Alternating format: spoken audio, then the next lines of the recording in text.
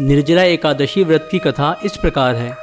जब वेद व्यास ने पांडवों को चारों पुरुषार्थ धर्म, अर्थ, काम और मोक्ष देने वाली एकादशी व्रत का संकल्प कराया था, तब युधिष्ठिर ने श्री कृष्ण से कहा, जनार्दन, ज्येष्ठ मास की शुक्ल पक्ष में जो एकादशी पड़ती है, कृपया उसका वर्णन कीजिए।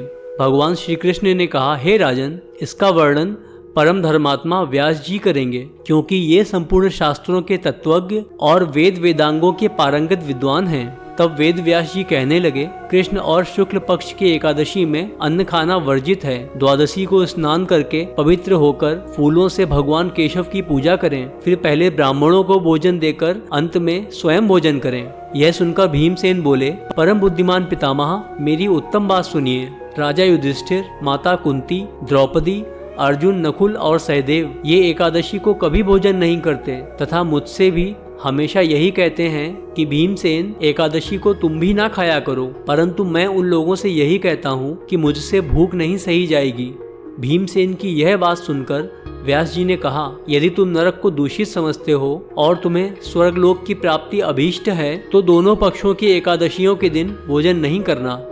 भीमसेन बोले, महाबुद्धिमान पितामह, मैं आपके सामने सच कहता हूँ, मुझसे एक बार भोजन करके भी व्रत नहीं किया जा सकता, तो फिर पूरे दिवस का उपवास मैं कैसे रह सकता हूँ। मेरे उदर में वृक नामक अग्नि सदा प्रज्वलित रहती है, अतः जब मैं बहुत अधिक खाता हूँ तभी यह शांति होती है। इसीलिए महामुनि, मैं पूरे वर्ष भर केवल एक ही उपवास कर सकता हूँ, जिससे स्वर्ग की प्राप्ति सुलभ हो तथा जिसके करने से मैं कल्याण का भागी हो सकूं, ऐसा कोई एक व्रत निश्चय करके बताइए, मैं उसका यथोचित रूप से पालन करूंगा। तब व्यास जी ने कहा, भीम, ज्येष्ठ मास में सूर्य विष राशि पर हो या मिथुन राशि पर शुक्ल पक्ष में जो एकादशी हो, उसका यत्न पूर्वक निर्जल व्रत करो। केवल कुल्ला या आचमन करने के लिए मुख में जल डाल सकते हो, उसको छोड़कर किसी भी प्रकार का जल विद्वान पुरुष मुख में ना डालें, अन्यथा व्रत भंग हो जाता है। एकादशी को सूर्योदय से लेकर दूसरे दिन सूर्योदय तक मनुष्य जल का त्याग करे तो यह व्रत पूर्ण होता है।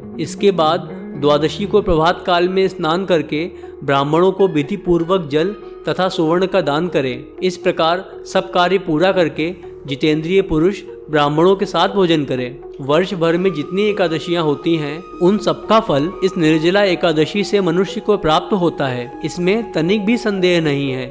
शंख, चक्र और गदा धारण करने वाले भगवान केशव ने मुझसे कहा था कि यदि मानव सबको छोड़कर एकमात्र मेरी शरण में आ जाए और एकादशी को निराहार रहे, तो वह सब पापों से छूट जाता है।